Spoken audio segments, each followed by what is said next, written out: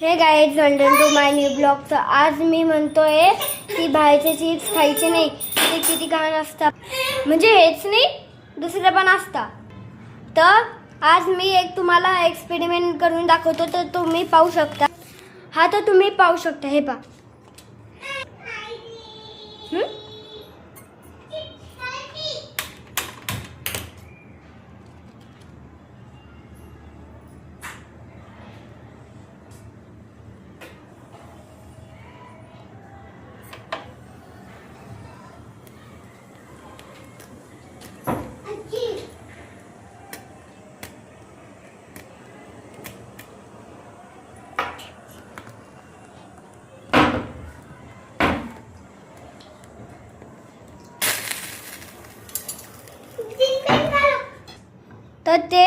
तर ते खूप अनहेल्दी आहे आपल्यासाठी.